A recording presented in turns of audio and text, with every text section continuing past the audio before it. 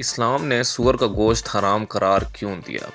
دوستو، صلاح الدین ایوبی رحمۃ اللہ علیہ کے زمانے میں ایک یہودی عورت جو اسلام پر ریسرچ کر رہی تھی، اس نے اسلام کے بارے میں بہت کچھ سیکھا، بہت کچھ پڑھا، لیکن ایک سوال جس کا جواب اسے کہیں سے نہ ملا وہ یہ تھا کہ آخر خنزیر کے گوشت میں ایسی کیا برائی ہے جس کی وجہ سے خنزیر کا گوشت کھانا اسلام میں حرام قرار دیا گیا ہے۔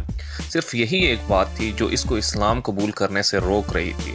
اپنے اس سوال کا جواب حاصل کرنے کے لیے وہ صلاح الدین ایوبی کے دربار میں پہنچ گئی اور عرض کیا کہ سلطان معظم، میں نے اسلام کے بارے میں بہت کچھ پڑھا اور بہت کچھ سیکھا ہے، حتیٰ کہ میں اس جگہ پر آ کھڑی ہوئی ہوں کہ اسلام قبول کر لوں، لیکن ایک بات ہے جو مجھے اسلام قبول کرنے سے روک رہی ہے، اور وہ بات یہ ہے کہ اسلام نے خنزیر کا گوشت کھانے سے کیوں منع کیا ہے۔ اسلام نے جس چیز کے بارے میں بھی منع کیا ہے وہاں اس کی دلیل ضرور ملتی ہے، لیکن خنزیر کا گوشت حرام ہونے کی کیا وجہ ہے، اس بارے میں مجھے ابھی تک کوئی مضبوط دلیل نہیں ملی۔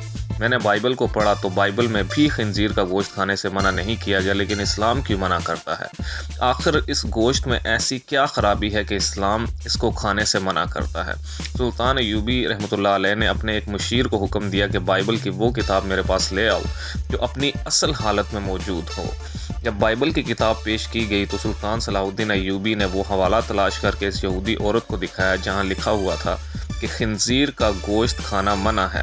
خاتون نے حیران ہو کر کہا کہ کیا بات ہوئی، میرے پاس جو کتاب ہے اس میں تو لکھا ہوا ہے کہ خنزیر کا گوشت کھانا منع نہیں ہے۔ یہ سن کر سلطان صلاح الدین ایوبی نے جواب دیا کہ مجھے ترس آتا ہے تمہارے ان لکھاریوں پر جنہوں نے اپنی عیاشیوں کے لیے اس پاک کتاب کو اپنے لفظوں سے تبدیل کر دیا۔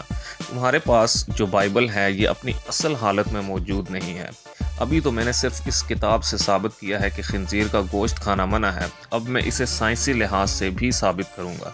پھر سلطان نے اس عورت سے کہا کہ کل صبح خنزیر کا گوشت پکا کر میرے دربار میں لے آ۔ دوسرے دن اس عورت نے خنزیر کا پکا ہوا گوشت سلطان کی خدمت میں پیش کر دیا۔ سلطان نے اس کو کراہت سے دیکھتے ہوئے کہا کہ اب اس کی بوٹی کے 2 حصے کرو۔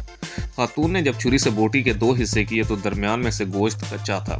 سلطان نے اس خاتون سے کہا کہ کیا تم نے اس گوشت کو اچھی طرح نہیں پکایا؟ تو عورت کہنے لگی کہ نہیں سلطان معظم، میں نے اس کو بہت اچھے طریقے سے پکایا تھا۔ تو سلطان نے کہا کہ اب تمہاری سمجھ میں بات آ گئی ہوگی کہ یہ حرام گوشت کیوں ہے۔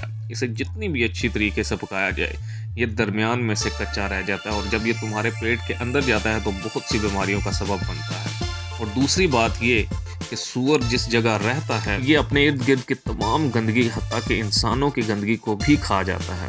اس کی خوراک بہت ہی غلیظ ہوتی ہے، اس حوالے سے وہ غلاظت اس کے گوشت میں بھی شامل ہوتی ہے جو بذات خود بیماریوں کا منبع ہے۔